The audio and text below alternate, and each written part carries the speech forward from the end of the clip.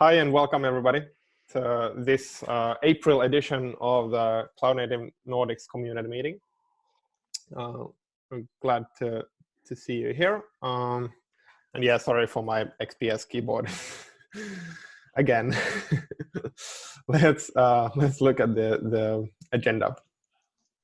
So first up, a couple of just put in a couple of sample community updates to get on record the stuff we've been doing the latest month.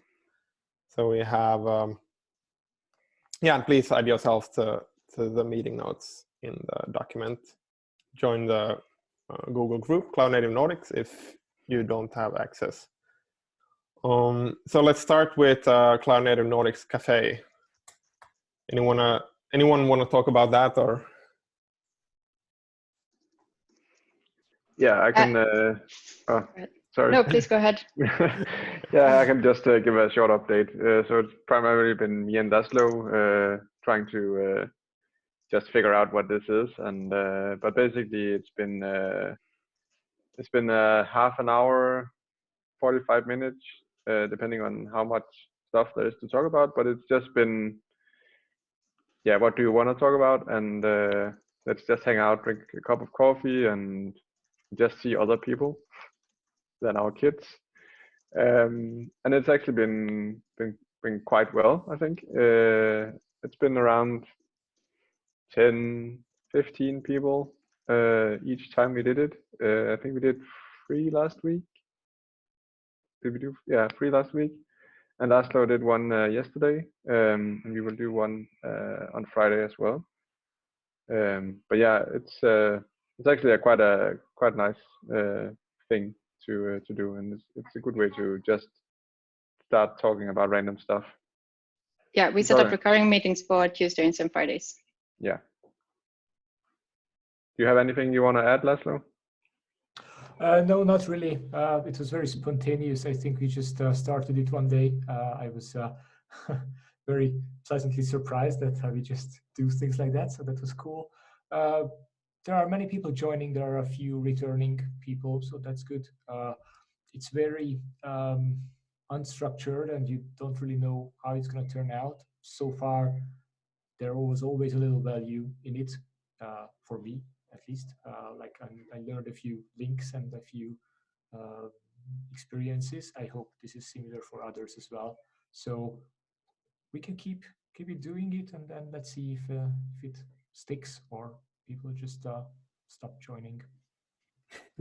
Cool. That sounds really great. And also keeping it scheduled for Thursdays and Fridays makes sense, so that people have a somewhat fixed time. At least they know that it's not every day. So then people are like also have to do work. But yeah. But yeah, this sounds cool. So what have been so I joined the first one, but I haven't had time for the other one. So what have been recurring topics, like favorite stuff? Well, there's been a lot of different topics from some very specific around Prometheus and how you connect with SSL connections and how you handle sort of secure scraping, to GitOps, to a lot of around templating and how we do that.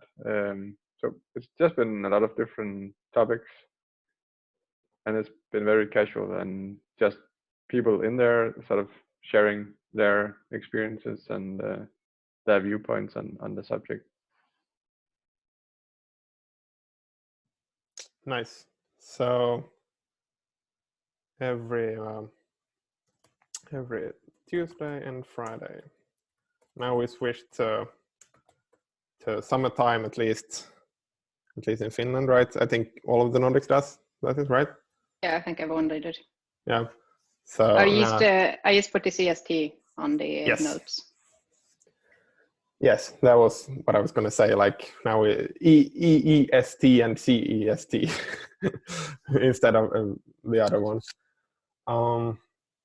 Yeah, just a small note. We when we get the next 2 points with the Zoom account, we will update the invitation to use Zoom, I guess, because that's just working. It's Yes. better than Hangout. Yes, I also prefer that. Prefer Zoom over Hangouts. Cool. Then Jessica, do you want to talk about the stories? As Casper took the other one. Yes, let me just finish the sentence. Yes.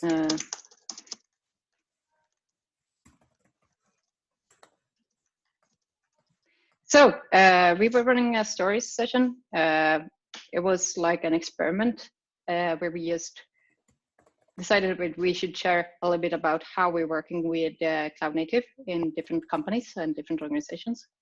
So we were 4 people that were sharing our stories for like 5. I think we had 5 or 10 minutes to describe how we're working, and then there was like a 5-minute question time afterwards as well. All in all, we aimed for an hour and we landed on an hour and 10 minutes, which is not too bad, I think. It felt like it was really appreciated by the audience. We had quite many views, I felt. There was like just short of 60 viewers almost the entire time, the entire session, and quite a few more on the YouTube channel now. And I think this is a very good, and we already had 4 volunteers for the news story session. So I think this is something we can try out from time to time, because as I often hear in my meetups is that it's not very interesting to get the sales pitch for a new tool or like a product or anything. People often want to know, what are other people working with? How are you doing these things? That is what gets the most value out for people. So sharing how we work with things and what we're looking into, I think is what will bring value to the viewers as well. Other, so Casper, reflections, Laszlo? No, I agree. It worked really well. The only thing we had some issues with was YouTube blocking something. I still haven't got a reply on the complaint. So I think we should just do it again and try to stream via YouTube again, and then fall back to Zoom if possible, if something happens. Just to be able to have it directly on YouTube, and get more people in there, because we are currently limited to 200 people. Yeah, and we were looking at Zoom accounts for webinars, and it was very expensive, so that's not going to happen right now. I think we should look into how we can share this, and I think my suggestion, I'm not sure that's the case, but my suggestion would be to only share the YouTube link in the meetup groups as a starter, and not on Twitter, just in case someone malicious was in there and like flagged the stream for some reason or something. And then we can see if that works out for next time. What else? Yeah, I'm planning on trying out to do the YouTube stream next week again, and only share through the meetup channels as well, and we can see if it works out better. I saw the ReXIO doing, it looked like they used the Stone stream to YouTube earlier today when they started out their live event. So it should be doable. We shouldn't be blocked. Yeah, I think so too. We just need to try it again. I'm also thinking about just doing there are some discussions around doing a GitOps talk. I have one in my drawer. I could just do that and start some discussion as well. And I don't know if it fits under any of these sort of things we have right now, but just someday just do 30 minutes, 40 minutes, and then kick off some discussion and maybe stream it, but at least record it using Zoom and have some interaction on Zoom, and then put it up on YouTube. I guess the more content we can create for YouTube, the better. I think so as well. And then whoever is online and willing to watch at that time will be able to join and watch. Yeah, exactly. Yeah, definitely we could do some. I think it makes sense to start with the stories stuff and have it running maybe 3-4 times, and when we kind of have a continuous flow of doing it, or like when we feel comfortable in that it's kind of gotten steam, then we can expand to also like fewer but more casual talks, or sorry, less casual talks, which means that more like KubeCon style presentation, but online. Or as you said, Jessica, your coworkers that had already prepared like a full, was it 30-minute talks? I think it's a 30 minutes. It might be a 40 minutes, but like somewhere in between there. Which I think is like a pretty good length of a talk, somewhere around 30 minutes, and then some time for questions. Yes, and then I don't know what we would call that, or how we would kind of do it, but probably in the similar way. So I'm thinking we could call it like tech talks or something, and then just the topic of the talk, and then have the format to be one technical presentation and some questions discussions afterwards for those who want to hang out. And that would work well for the GitHub talk as well, in my opinion. We could call it a tech talk, and like Cloud Native Nordics stories, Cloud Native Nordics tech talk, something like that. Yeah, I totally agree, and I don't see an issue in just trying it out and just see how it works. Yeah, the more we can offer the community, I guess the better, and they can just join whenever it sort of fits their schedule, and if it doesn't fit their schedule, they can just go to YouTube and watch it afterwards and see all the other stuff that we have on our YouTube channel. So yeah, I'm not seeing any issues in just trying to set it up and see how it works. And if it works well, just say, hey, if anybody has a talk they want to do, we can set up a Zoom for you, and you can stream your talk to YouTube and interact with people like this. It's fairly simple to do for us when we have the Zoom account. That's sort of the primary thing we need. Yeah, I think it will be fairly easy to set up. It might require one of us to be there and moderate and help them out with muting and blocking and stuff like that. But I think it should be fairly easy and not require that much work. Yeah. So, what do you think? So, if we have tech talks and we have it in plural with an S, like, do we have two of them during the same? So, like, do we set like if we have 34 minutes, do we set the time to be 1.5 hours and 2? My opinion is that we set it to be 1 hour with one like 10 minutes warm up, introduction, of the presentation, then like the presentation around 30 minutes, and then it leaves like 20 minutes for questions. I think it's more likely that people will have time to take a break and watch a recording of, let's say, 45 minutes, than someone taking a break and watch 2 talks.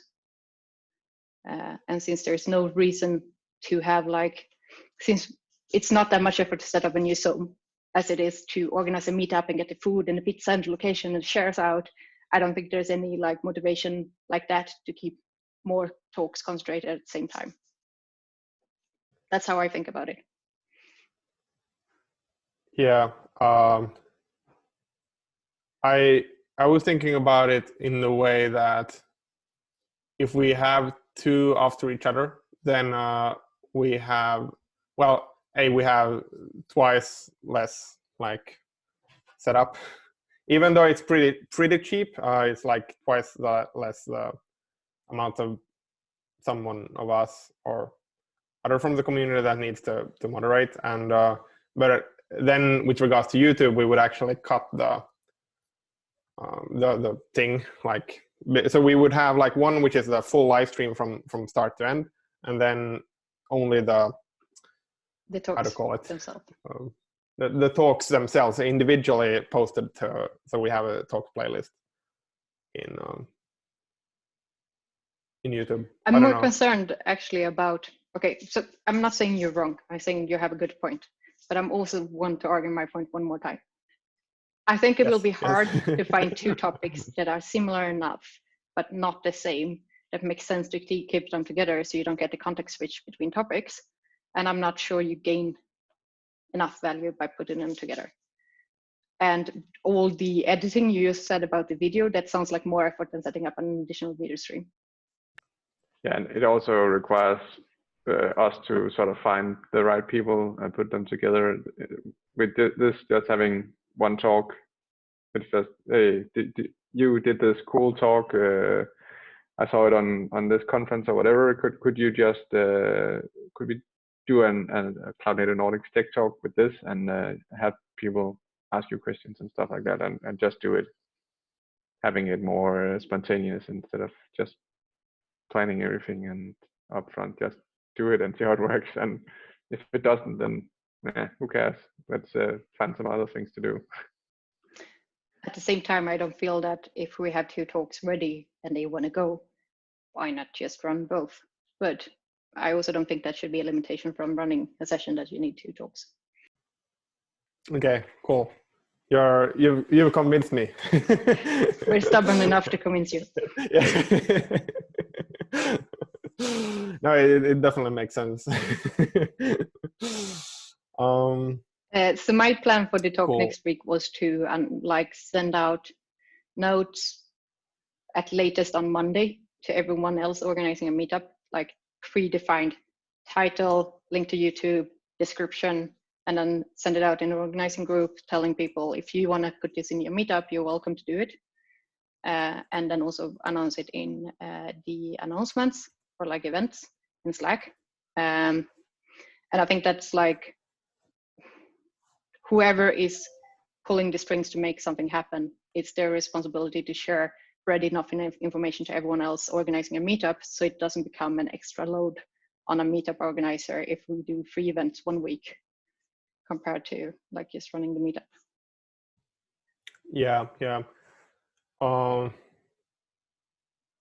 eventually, and I'm just throwing this out there, but eventually we could automate this too, obviously. Yes, but the title and description will change between talks. I truly hope so. Yes, but still, like, you know, we check into Git the current description of the week, and then to all the meetup groups through the API. Maybe, yes, I agree, but maybe not worth the effort yet. Let's try it out a few times and see how it goes. Yes, not at the moment. I'm not gonna have time to do it anytime soon, but just like that would be that would be super nice. No, so let's say that we assign one for the getting back to the stories, or tech talks being maybe the same way then, but the stories would have like one moderator, let's call it just like that, and per week, and it's the moderator's responsibility to organize that week, and then we rotate the moderator. We can also, the Zoom has this host key, so we can, although say it's 4 of us plus Ihor, so like the Dave, Jessica, Kasper, and myself, having the access, or like the password access to the Zoom account, we can still share the host key with anyone who's willing to moderate for the week, which goes for both Tech Talks and Cafe and stories. I'm not sure we can we What share do you that key, because I think we had that issue when we tried to. There was one time I couldn't attend one of the Kubernetes community days, online meetups, weekly things, and we had a lot of problems with Jessica being able to start that Zoom call. I did one time where I started the call and handed over the co-host or the host rights to Jessica, and then she could continue and I could leave. I think the problem was we were in different organizations in our sign-ins or something like that. That could also be. I don't know. We should try. Technically, it's not too difficult to share the key, so we should try. Let's try it out for one cafe or something and see how it works out. You are muted.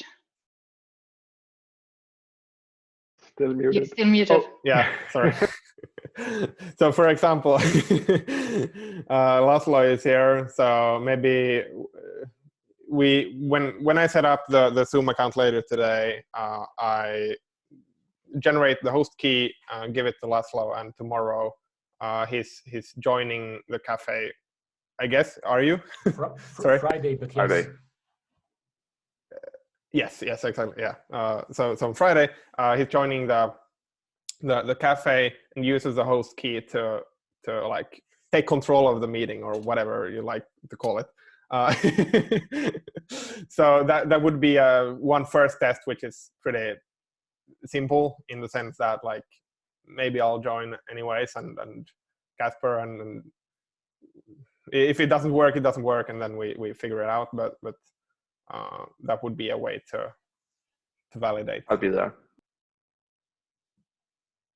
Cool. Sounds good. Let's see if we have documented most things. So yeah, just when you said, Jessica, that it's 5 to 10 minutes, actually I let you have all of you have 15. So but with 15 each, which was with the ending and beginning, that's why it became 70.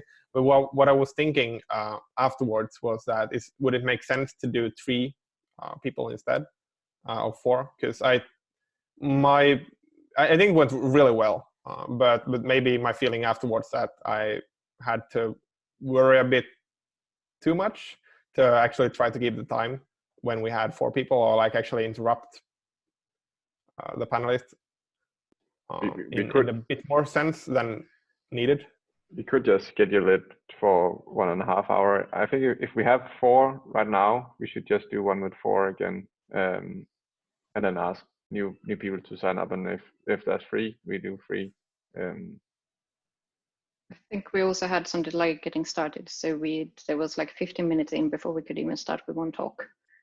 If I'm not wrong, I also think that we could strongly recommend the 4 speakers to stick to maximum 10 minutes of presentation, and less if they want to spend more time on discussion.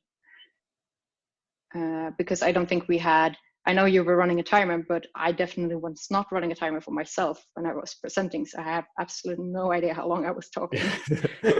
Yeah, I know how it goes. It's really hard. I mean, we could have something like the moderator sends like a chat message, like 5 minutes, 2 minutes, 1 minute. You're out. You did that for me, and it worked really well. It was nice. Oh, I got 3 minutes left, and that was quite nice. But yeah, I think if we have 4 now, let's just try to do 4 and say 10 minutes, 5 minutes for questions, and we have a small time in the beginning just to introduce, and then if we go 70 minutes total, I think it should be fine. People can just drop out. There's no requirement for you to stay seated until everything is finished. You can just drop out and watch the recording afterwards. So if we go over and there's a lot of discussion and a lot of questions, then why not just let it run and record that and post it on YouTube, and people can watch it if they didn't have time to stick around. Sounds good. Cool. Any other thoughts around this, or should we proceed to Zoom? Okay, I guess we proceed. So Ihor just created an Cloud Native Nordics -admins Google group. Thank you. And we're gonna use that for, well, to share between myself, Casper, Jessica, and Dave, who are ambassadors and can actually reimburse the cost for this. So we can, I don't know, manage the money pretty much with that. And Zoom Room, what is that? Anton, you pasted in. Yeah, like we have at our office, we have 2 so-called Zoom rooms, and what a Zoom room is basically a call that's up permanently. So you have like a static number instead of always having to look for the link to join the call. And I thought it was like just built into Zoom, but apparently they cost 49 euros a month. So I'm not sure if it's feasible, but it's a really excellent solution otherwise. Oh. Yeah, you can put like rules that guests can share screens and these people have host rights and stuff. So in that sense, it's convenient, but yeah, the cost is a bit steep, I think. Yeah, definitely. Would we? I mean, I guess we would be able to have like just an ongoing Zoom meeting in between when we have a Zoom account up. We could allow people to join without anyone being there, but then on the other hand, we're back to being sensitive for the Zoom bombing, I guess. Yeah, it's a fair amount of time since I handle this kind of stuff with Kubernetes SIGs, but we also had like for example, C-class lifecycles. We had C-class lifecycle -leads, which was this exact thing where we had the admins of the account. Then we gave the host key to the breakout sessions, because I mean we had something like 20 to 30 meetings a week, which is just insane for all the breakouts. So we couldn't obviously be there at all times.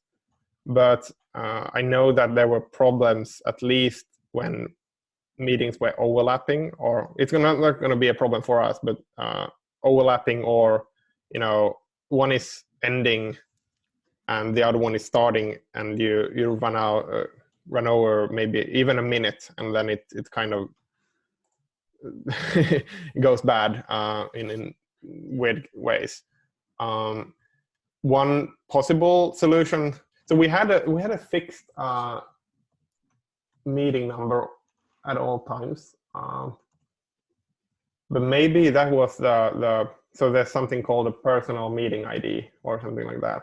So you get at least one per account that is only yours.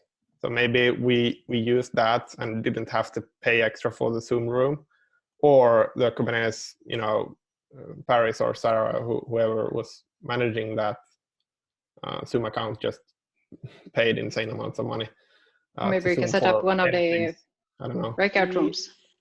So speaking about Kubernetes community, we had one like the umbrella account and different sub accounts there. So you could easily link your personal account, for example, with that. But that would still cost some money. So Zoom charges per host. So if we want to if we want to keep our expenses like more or less low, so the easiest way is just to have the single shared account. I don't think that with the current scale of the Nordics community, we will typically have the situation where the meetings will be overlapping. And even in these cases, I'm not sure that we'll have the cases when we need two meetings running under the pro account running simultaneously. So I'm not sure that this is the case here. So probably we can start just with this one account with the Google, which is linked to the Google group that I've created, and we can just share the credentials between all of us, and that's it for now. And someone from the ambassadors will just reimburse it, and that's it. I don't think that we need something more the current scale of the community, but it's up to you here. I totally agree. We should just have one account, and it should be totally fine. We are doing these 2 cafes a week, and then 1 or 2 meetings more maybe, and that's it. So I think this should be fine for now, and let's just try and see how it works. Yeah, let's keep it simple. So we won't have any issues with maintaining it. We're trying to identify the possible causes of the issues and so on. So let's just keep it simple for now. Can we go back to the Zoom room question? I do agree we should keep it simple.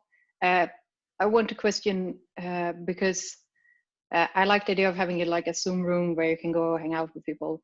My only problem is that we have at least one for the job as well. We have like a Discord where you can go hang out with people. I have one with my team where you can always join. I don't have time for joining more video calls during the day than I'm already am on. It's just like, I do realize it would be nice, but I think we try to capture this need with the cloud native cafes. So do you feel that the cloud native cafes is, Anton, I'm speaking to you right now, sorry for not being clear. Do you feel like the cafes fulfill some of that need that you would like to have from having a Zoom Room hub? Yeah, like I mentioned Zoom Room because I like the convenience of never having to find a link. Like I can be on my phone and then I just press the Cloud Native Nordics Zoom Room when I know that something is happening. That's okay. That's the main like. Okay, so it's more about having the static always the same link. Yeah. Okay, I think we should be able to do that with a recurring meeting in Zoom, to be honest. So I hope that we can actually do that. I think that's the next level. Yeah, but like with these Zoom bombings that have been going on, I'm not sure if it's super good to have a static number. Because like we share it somewhere, someone picks it up, and then we yeah, that's why we've been keeping the sharing to the Google Calendar currently and pasting in Slack and not posting publicly on Twitter. Yeah, so one also we'll need to look at the different settings, but there should be a way to not allow people to share screens which are not the host. That's a setting you can do when you create a meeting.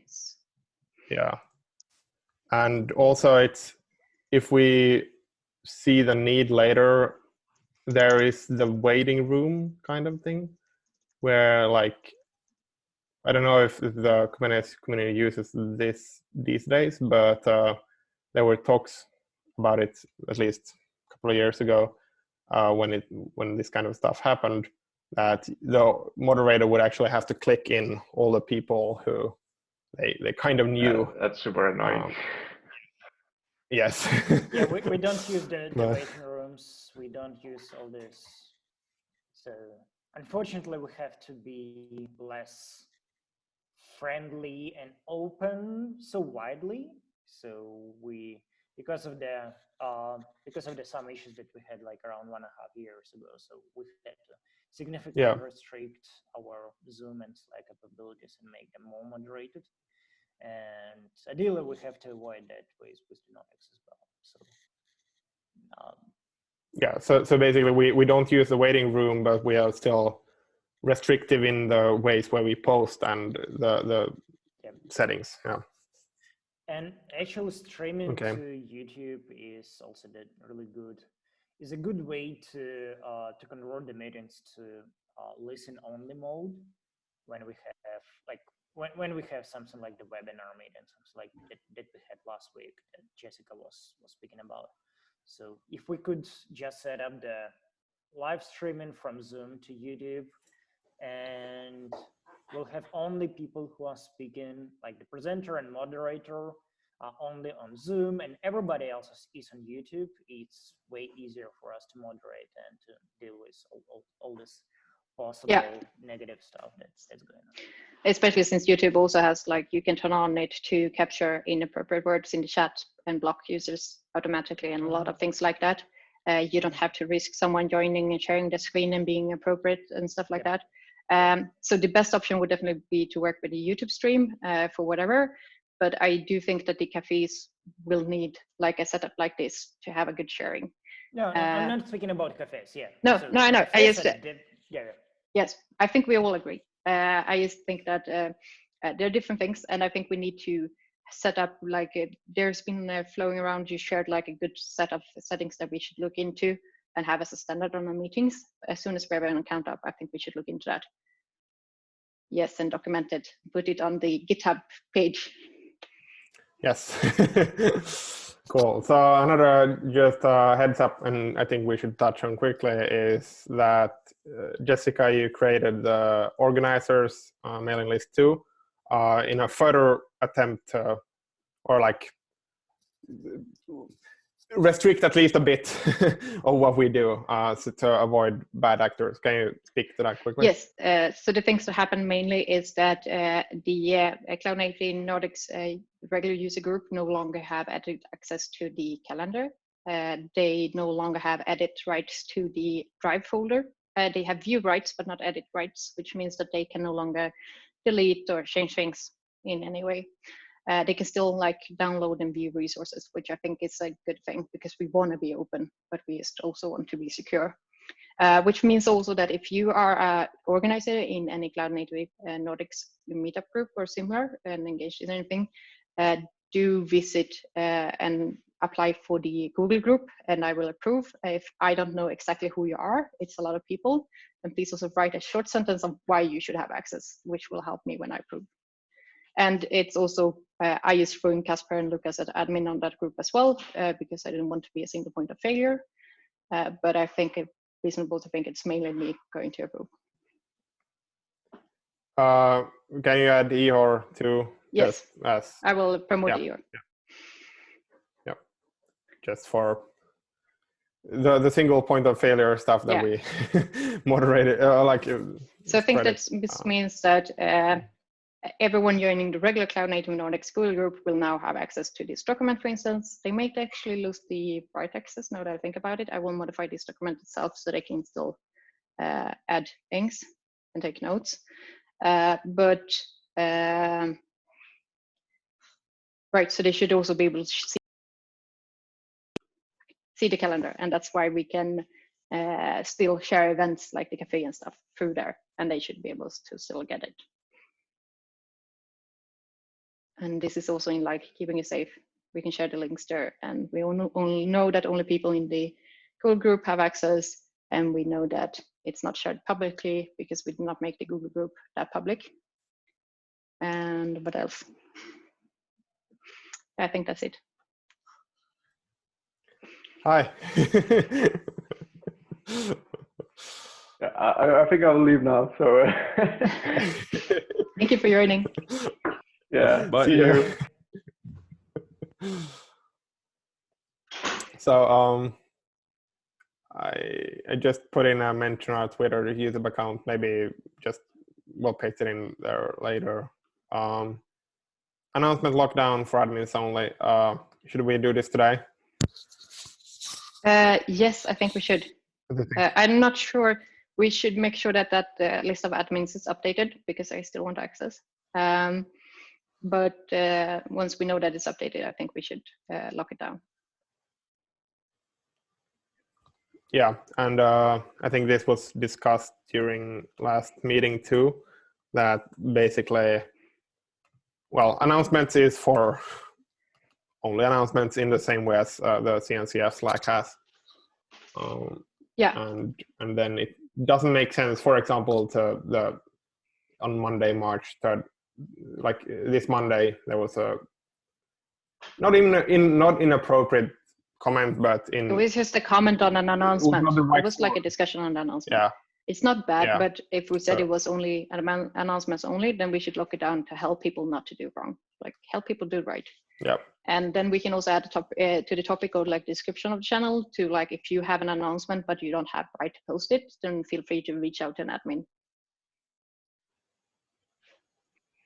Yeah. I see in the CNCF Slack that we don't have announcements. We have we have just general. Yeah. But I'm trying to find this micro poll that Casper was. Yeah, so we have 7 upvotes for locking down the announcements and 2 downvotes. Yeah, and I think one of the downvotes was Casper preparing. Yeah. So we have one downvote. Yeah, I think that's good enough to move forward. Yeah. That's about how many active organizers we have.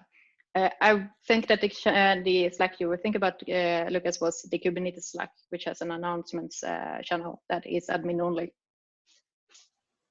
Yes, but I was also looking at the CNCF. It's called general, but I was looking at how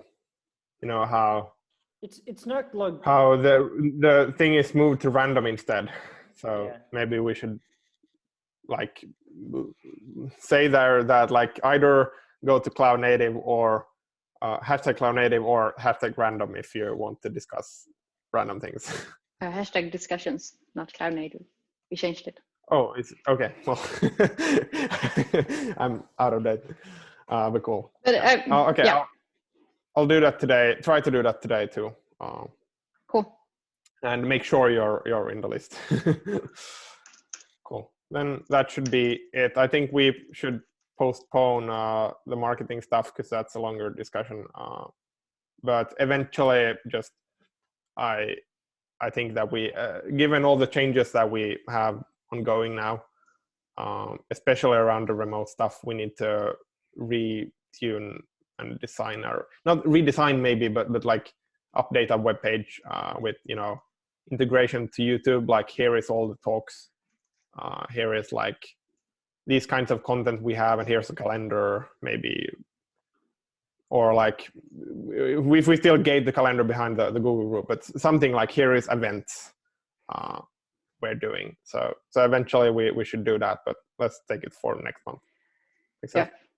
Yeah, I think so. I think we have enough things. Trying out the stories and the cafes and stuff. Let's not burn out. Yep. Yep. Makes a lot of sense. Cool. So I'm just adding a note to that one that bring up next time. No time left. Cool. I think that's it for this month. Yeah, thanks for joining everybody, and have a nice day. I'm looking outside. It's snowy in Finland, but I'm definitely gonna take a walk soon. It's spring feeling in Gothenburg, I can tell. Nice. How is it in Ukraine here? Something like closer to Finland, but no snow. Okay. Yeah, we're waiting for the spring feeling here too. Yes.